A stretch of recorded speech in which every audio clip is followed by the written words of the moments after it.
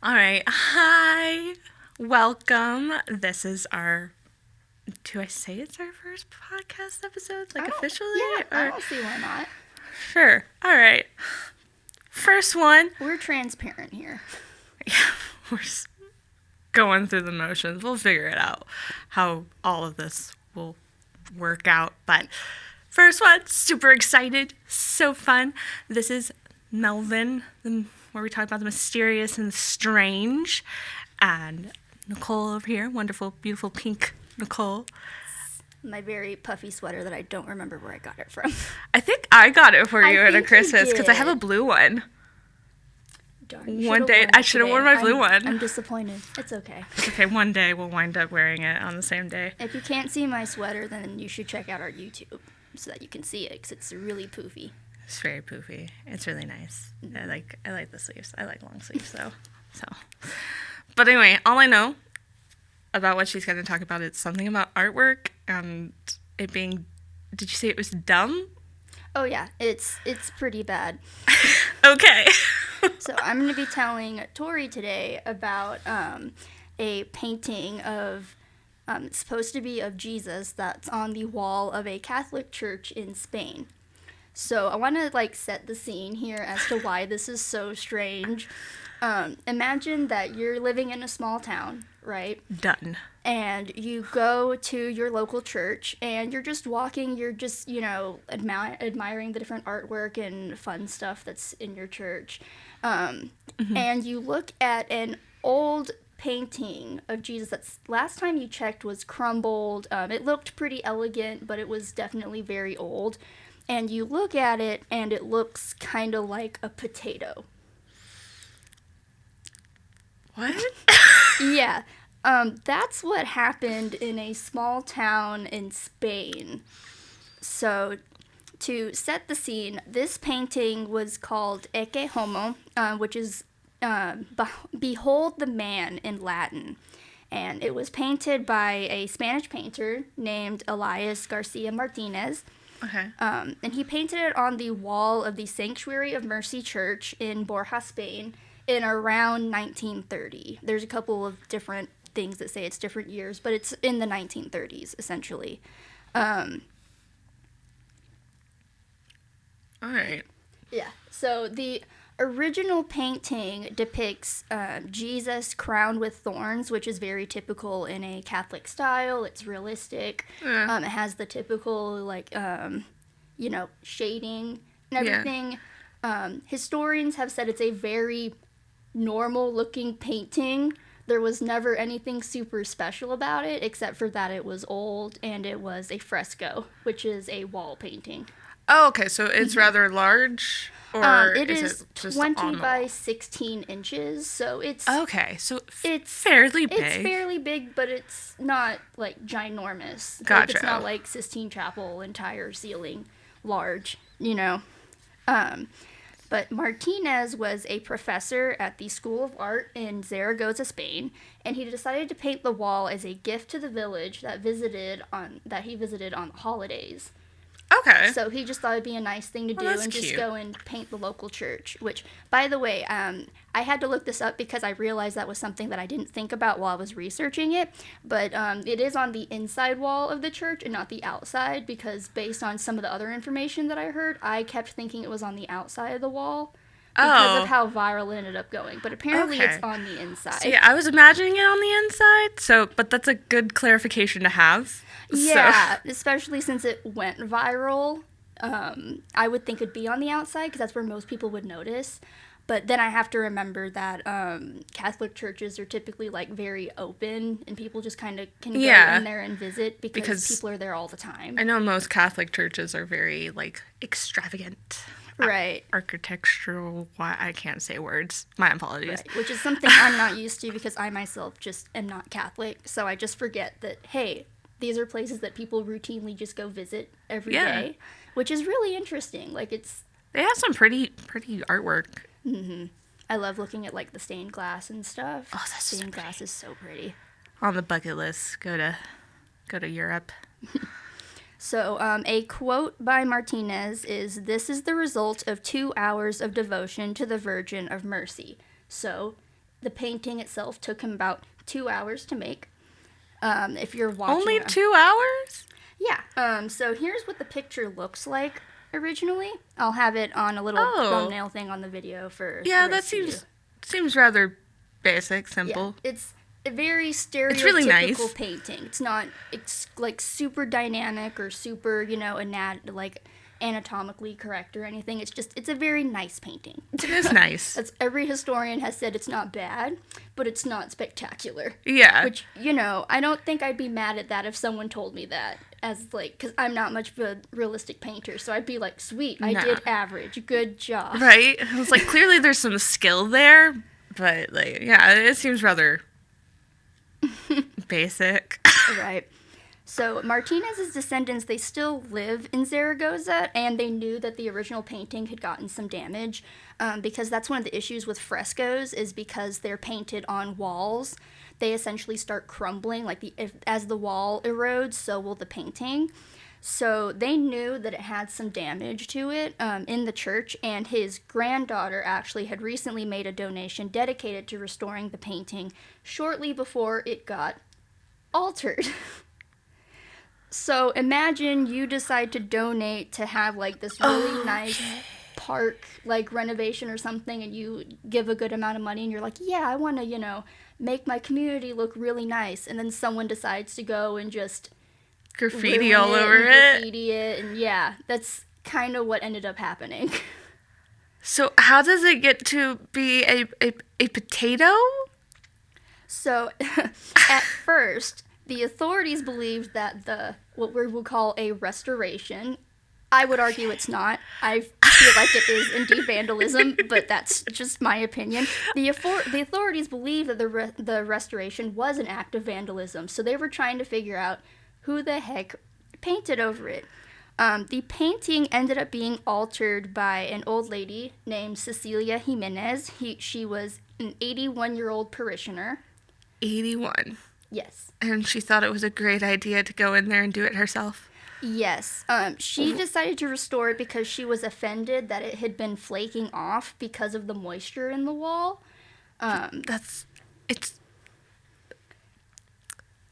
She's 81? Yes? Yes. Yes, indeed. How did she... Okay, I'm assuming she's not an artist in any way. What I looked up, I think she did it as a hobby, but she's not okay, well then professional. Even then, wouldn't you have the basic understanding that that's what happens on a painting on a wall? Naturally, that's gonna happen. Walls crumble, so why wouldn't anything on it as well? I don't know what she was trying to not even of. Wallpaper can last that long. Even if you use super glue, I don't know. Art restoration for me is one of those gray areas where I understand why you do it, but at the same point, one of the beauties of art is the fact that it's not gonna last forever. Yeah. That's why it's very controversial whenever people go and they take the varnish off of really old paintings because the varnish turns yellow over time. And whenever you take off that varnish, the colors completely change. And so there's been a lot of people that on very famous paintings, they'll take the varnish off and it completely changes the painting, and it ends up in an uproar because they're like, no, you should have left it like that. I don't want to see what the colors look like. Yeah, I could see I could see that. Because you can't argue when you're taking off the varnish, how much of the color are you taking off with the varnish? Yeah. Because you don't know. Well, I would assume I'm not a chemist in any by any means. I'm not even really an artist, but yes, I would assume it would be a fusion over time, at least minned into one eventually. Right. That's what I would think, but that's an assumption. That's why I'm saying I would never personally restore something because I don't want to mess with it. If someone else wants to do it, that's y'all go for it. As long as it's approved by the person who owns the artwork. Yes, which is why it's if he had relatives still living there and they wanted to be refurbished, it's okay, I get it. It's that's close to you, dear to your heart. If you the have church that option. Itself had decided to, then I would have been cool, that's even understandable. And it probably wouldn't have been as bad that it turned into a potato, which I think it looks like a potato, but we'll see. So another reason why it was not the best decision to try to restore it yourself is the painting, as I've said, is a fresco, which a fresco, I looked this up because I was curious. It means it's painted on white lime plaster with a dry pigment. So it's not like you're applying wet paint to it. It's the medium is already wet and you're applying it to the wet wall. So the painting fuses into the wall. So even more reason why it would just disintegrate over time. Right. Even more. So that seems to be like, that's its purpose then. Mm-hmm. To be admired for the time that it's there and then just disappear. Right. Because the whole point was that it was a gift to the church that he visited when he was on vacation. You know, it's not meant to be like this big, profound, must be saved type of artwork necessarily. Yeah, but even then, if you wanted to save it, I would get a trained, like, restorer that understands, like, the chemistry of a fresco. Yes. To alter said fresco. Because the fresco is literally part of the wall now. Yeah, because, well, you would want the professional even if it wasn't, like...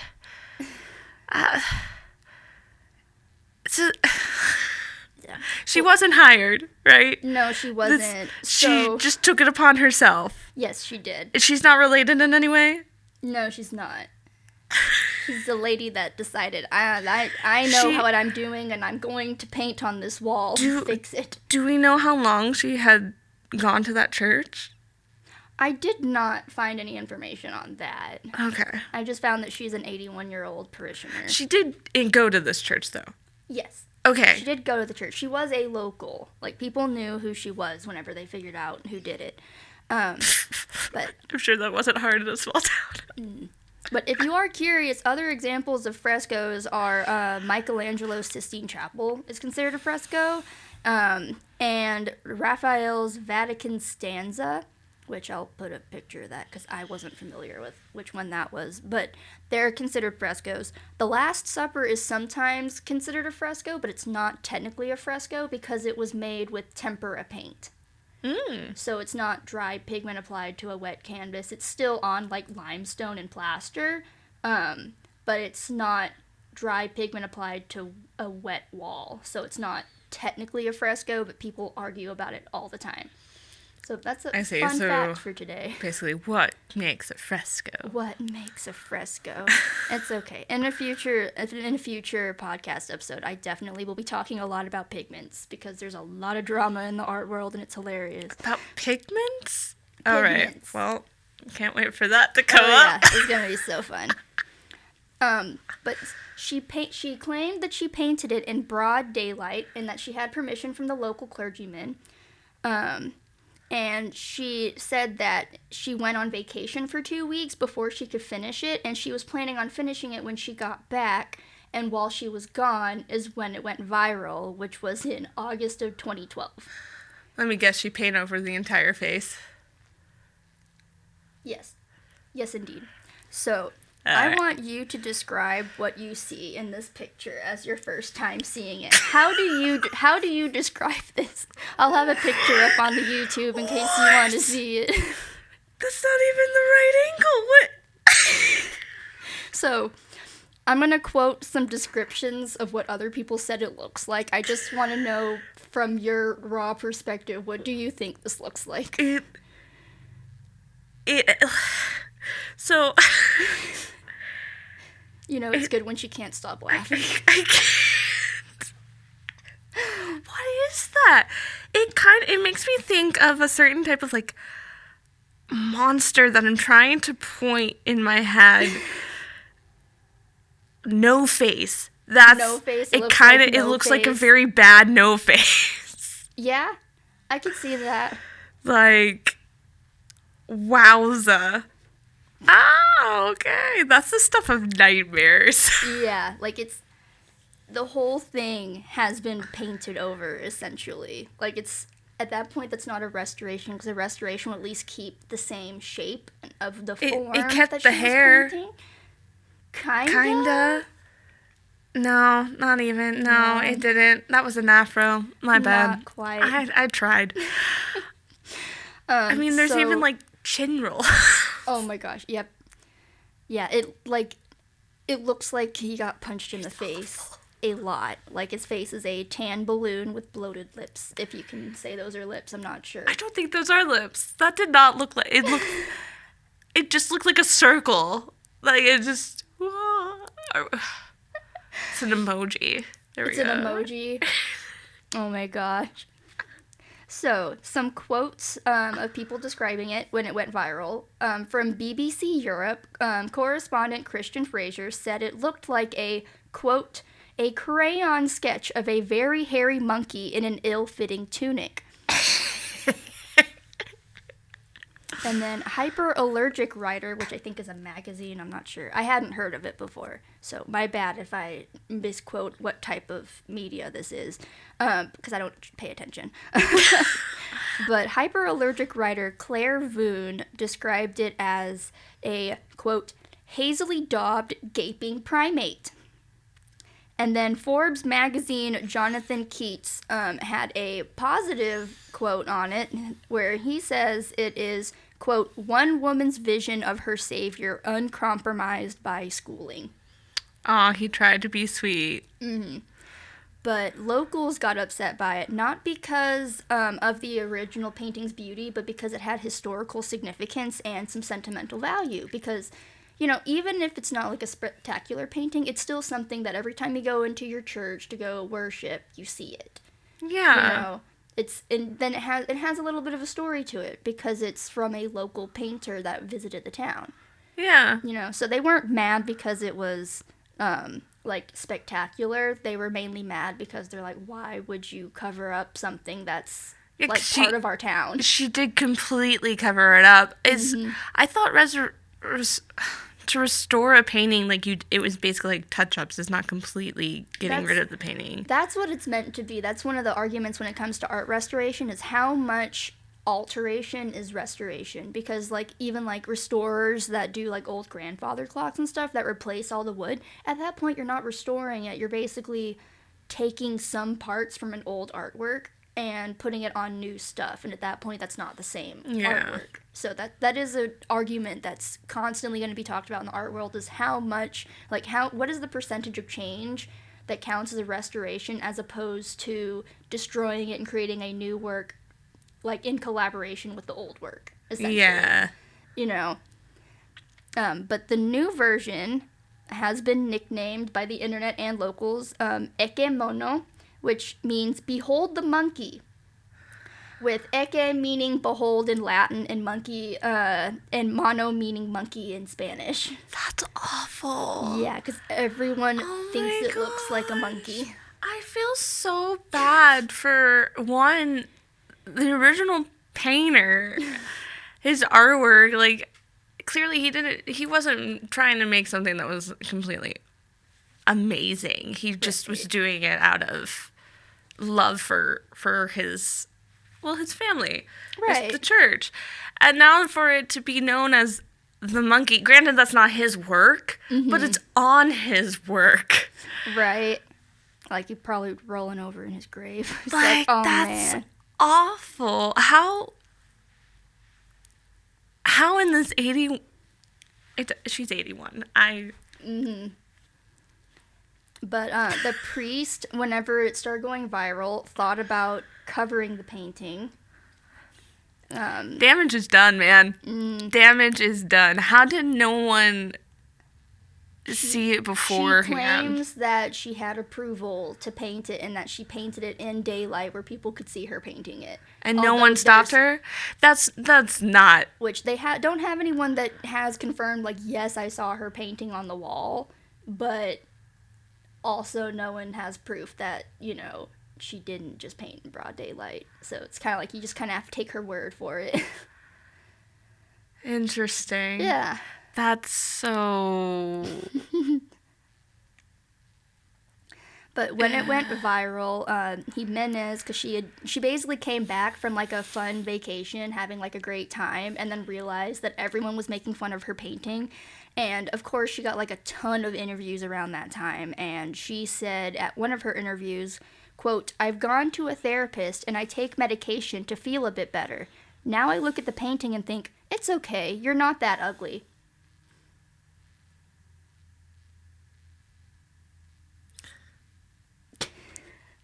You're like, how do I say this nicely, aren't you?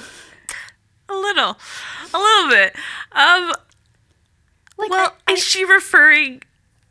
She said she went to therapy. Yes, she went to therapy and she took medication from her therapist. So probably she was in depression or something? I'm guessing depression. She never explicitly stated it. I mean, and that's her right not to. She only speaks Spanish. So some of the stuff, whenever you're, like, looking at interviews and stuff, it's translated. So, like, maybe her wording's a little bit different in Spanish than what it'd be translated to in English. Okay. If that makes sense. Yeah. But I get that. She was aware because no one's hiding it from her. It's not like it went viral and she had no idea that it was being made fun of. So you're not that ugly. I'm like, is she really talking about the painting? It's what I'm like, oh. I feel like at some point it's not necessarily her thinking about the painting. It's people are now doubting her skills or doubting her sanity or, you know. Yeah, and being an older woman. Yeah, so that's probably when it says you're not that ugly. It's probably also like her comforting herself in, hey, it's not, you didn't completely, like, you didn't deface the Mona Lisa or something, you know. Is how I think of it. But I only have so much sympathy though, because at the same time, like, you she should have known better. Painted it, yeah. She should have known better.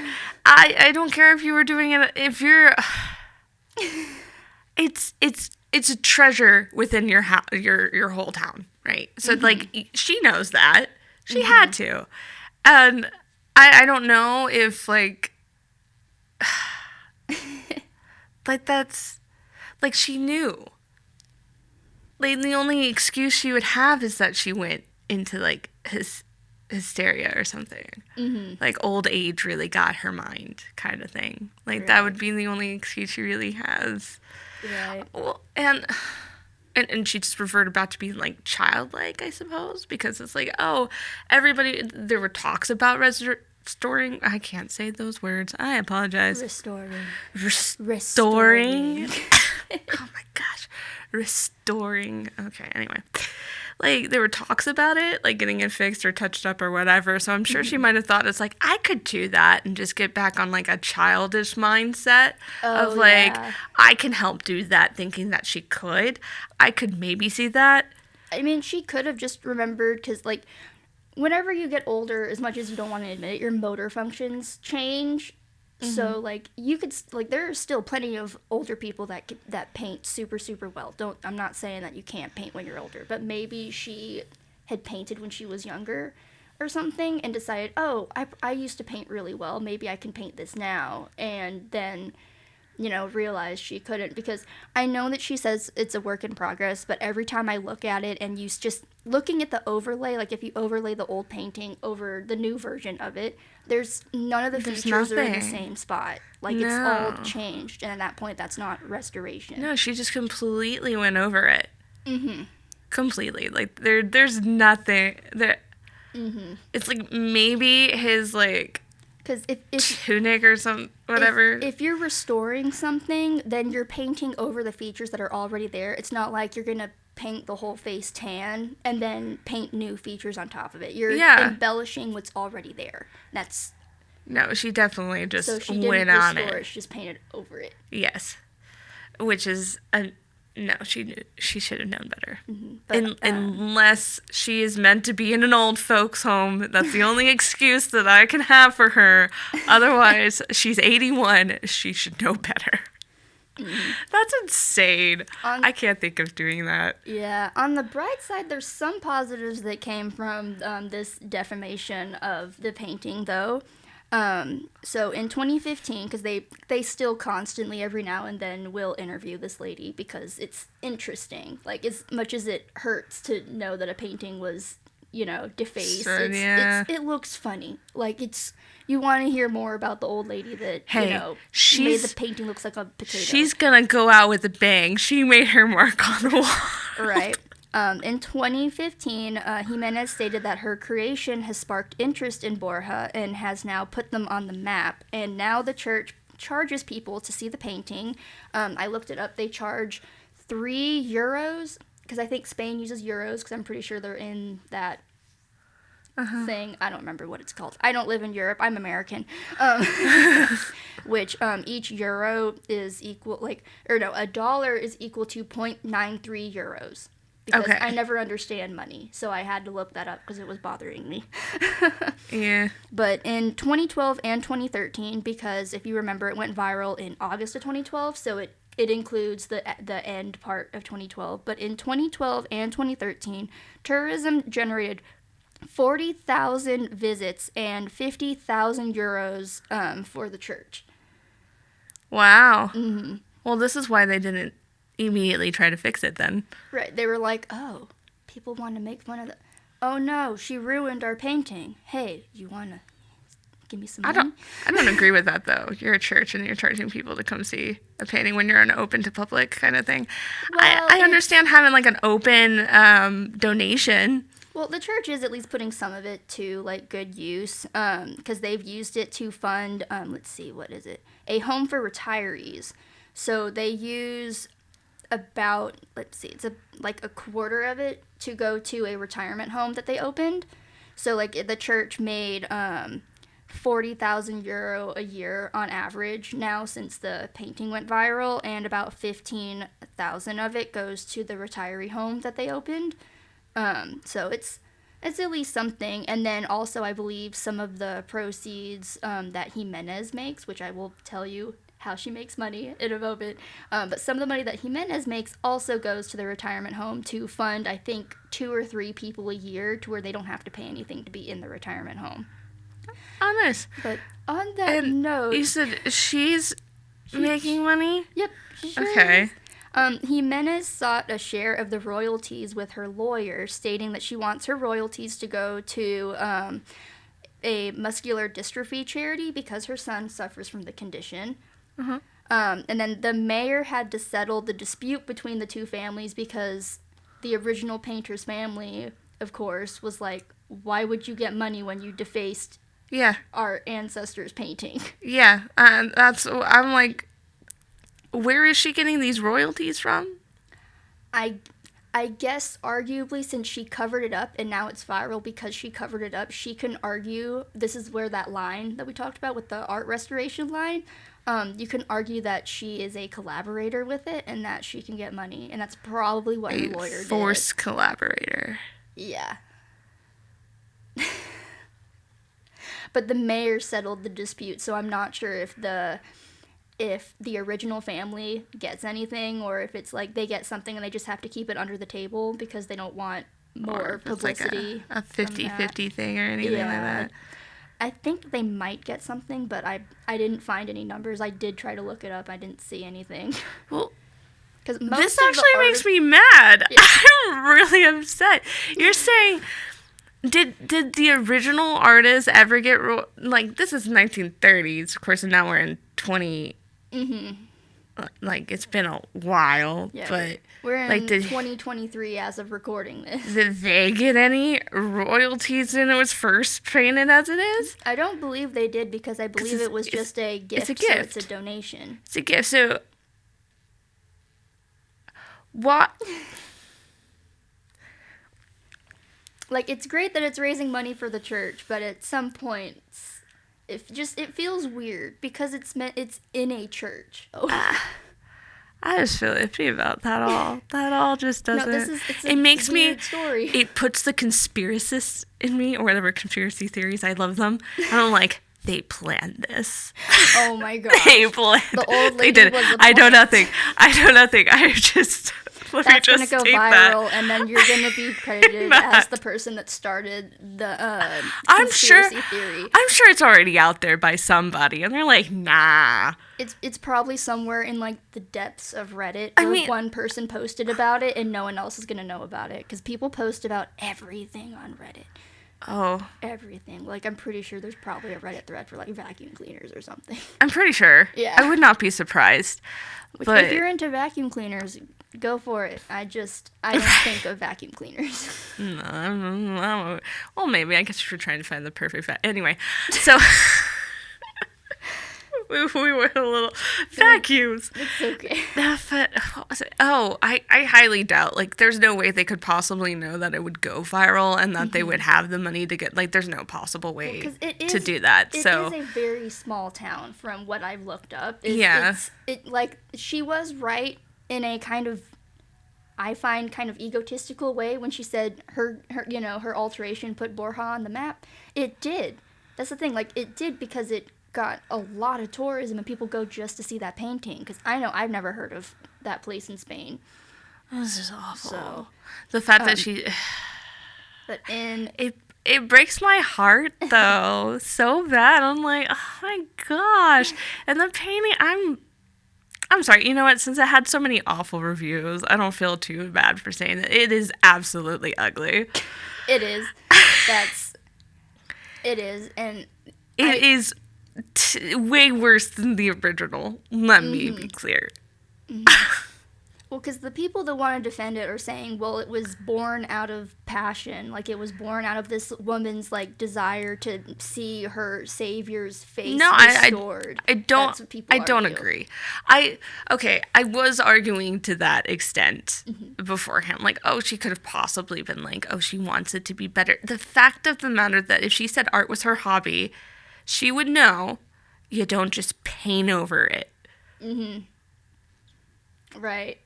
Like, so she clearly did it on purpose, thinking, like, what, she could make it better? Like... Because that's my thing. I'm like, if you're going to start from scratch and you paint something, and even if you're not the most skilled artist, like, in itself, that is your creation. Like, you should be proud of it, no matter what your skill level is, because you did that because you wanted to create something beautiful. But it's different whenever you're painting over someone else's creation. Well, how is she going to feel if someone paints over that? Oh, she's probably going to sue them and try to get royalties off of it. And that's what's so... That's really what's upsetting. If it's really your passion that you had on having this be, why are you getting money off of it?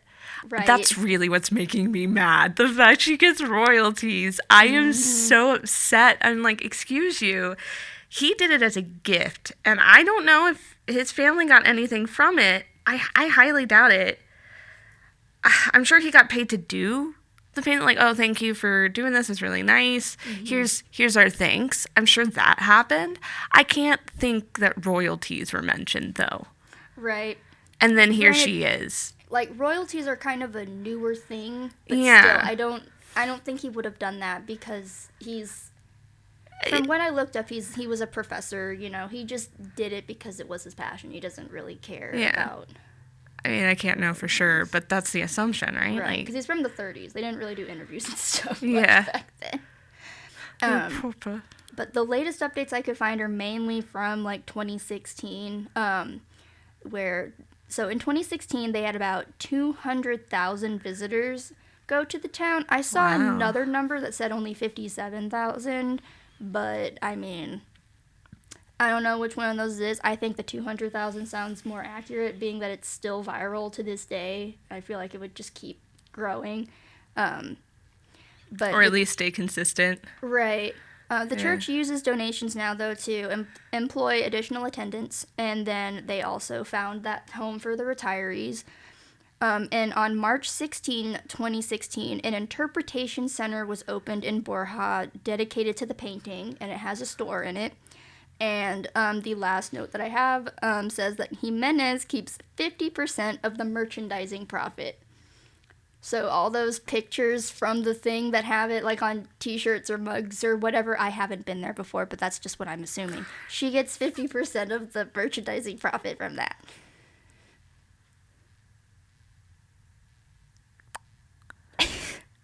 How's your faith in humanity right now? I'm so bad.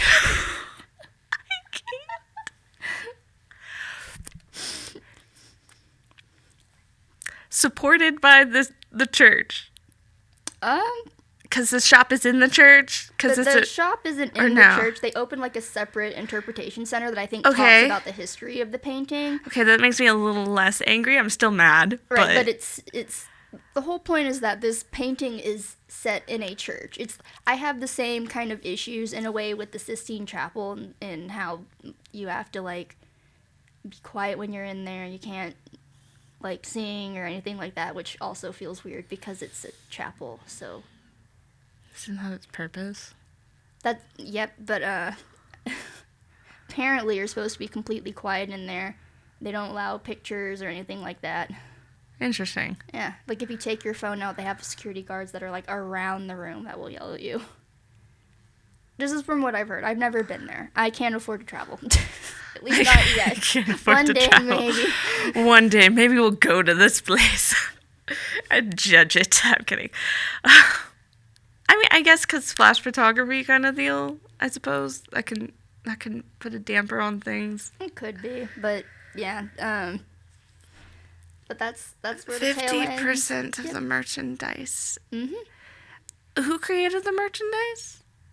I'm not sure. I believe the Interpretation Center started it, but I think it's also like if you try to make a profit off of like things that have that face on there, I think arguably she can sue. That makes sense for that then. I get it. I however do not. She's getting praise for destroying someone else's art. Yeah. Essentially.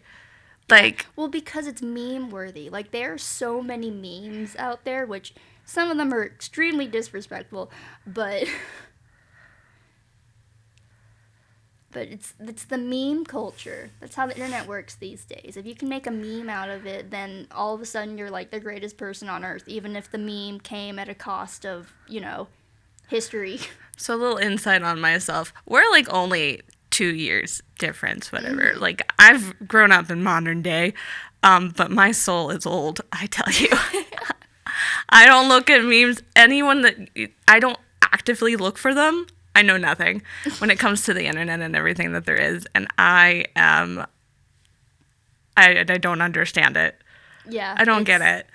It's just it started becoming like memes where people would like Photoshop its face on like other celebrities and like funny pictures and stuff, and that's how it got viral. So that is a little. It's mean and a little funny. I will admit. Some of them definitely cross a line, but that's with anything on the internet these days. But I mean, that's what she did. She covered a celebrity's face. Mm-hmm. But unfortunately, that's where our celebrity, but that's where our tale ends, though. They can't fix it because the painting is it's making their money. Wall. And also, even if they took the paint off, they risk damaging the painting underneath even more. So you can't restore it.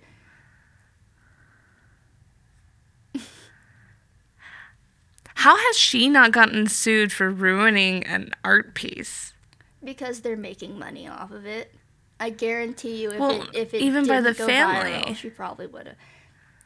I don't know. She probably had a really good lawyer. That's because that sister that had donated so much of the money to have that. I would be pissed. Right.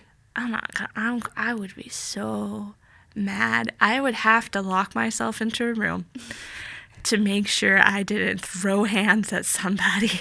Oh man. I'd be so mad because that would.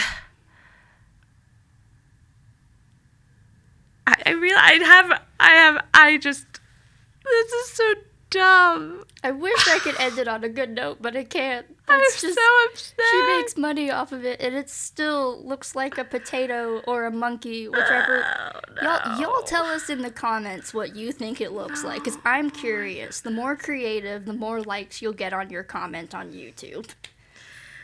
I still see No Face when he eats all of those people, and he has all those, like, he's, like, fat and big. Oh, yeah, he gets bigger. Yeah, that's what it looks like to me.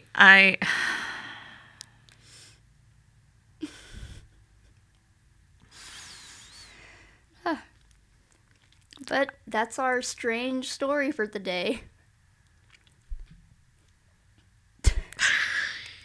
If you're listening to this and you hear the booping on the microphone, she is very softly hitting her forehead on the microphone out of frustration.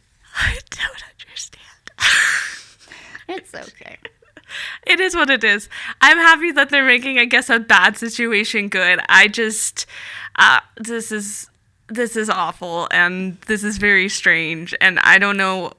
She's old. That's all there is for an explanation as to what was going through her mind. That's the best explanation I have. Yeah. Well, thank you for listening. If you liked listening to our podcast, if you can rate it, because there are certain platforms that apparently you can't rate things on, give us a high rating. If you watch us on YouTube, like, subscribe, favorite, add to lists, whatever other things are on YouTube, because I don't pay attention.